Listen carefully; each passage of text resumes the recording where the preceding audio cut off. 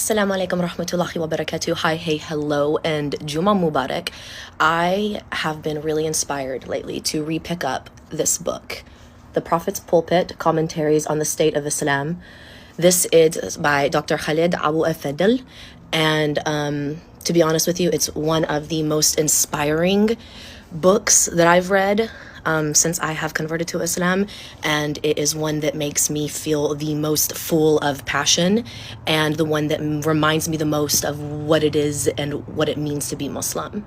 Right now, we're seeing an influx, a mass conversion of people who are seeing the Palestinians, who are inspired by them, and who are looking at Islam, and in turn, looking at us, people who were born Muslim, people who are converts, and what we're doing and how we're acting and what we're saying during this time.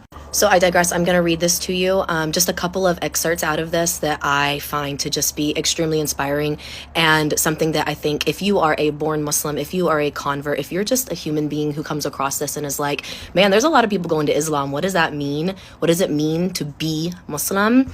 I feel like this right here will speak to that.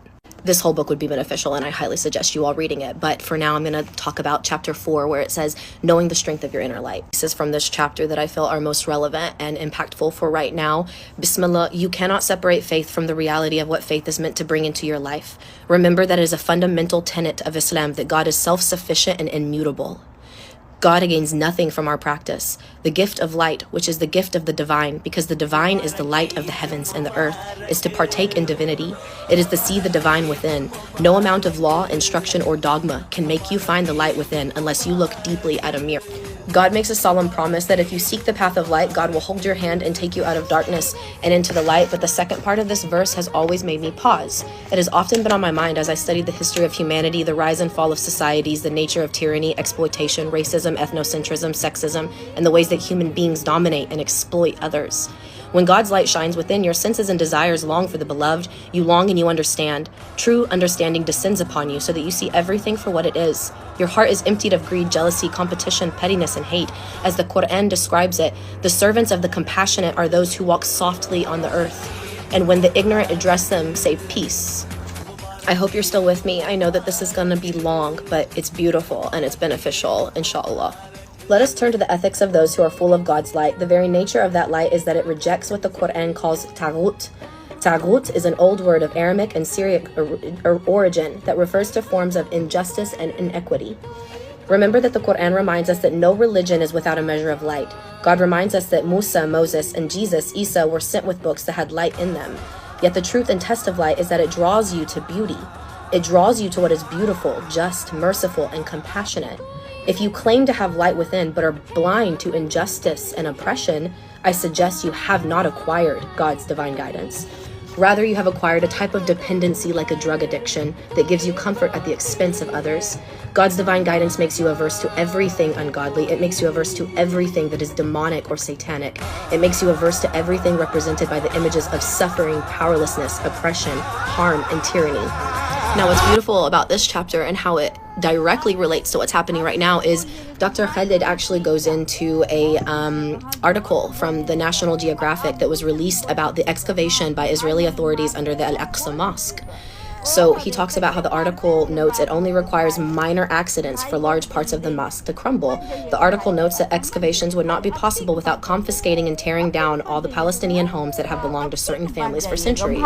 After Israel confiscates and destroys these homes, Jewish settlers are then allowed to move in if the land will not be used for future excavations. Time and time again, people I respect intellectually fail the test of light. Why?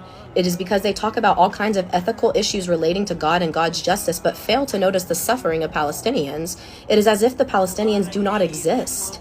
They are so embedded in the imperial project that with a straight face they talk about God's kingdom and the place of Israel in God's kingdom and God's plan, and yet never notice the plight of the displaced and the refugees, those who are the direct victims of injustice and aggressive theological ideas in the West. Just to be clear, this is from November 29th of 2019. This is, once again, not been just going on for a couple of weeks. this has been something that has been happening for decades. I think this message is honestly, genuinely to just anybody who follows a religion, follows an Abrahamic religion. You cannot have God's light if you do not notice the suffering of those who suffer.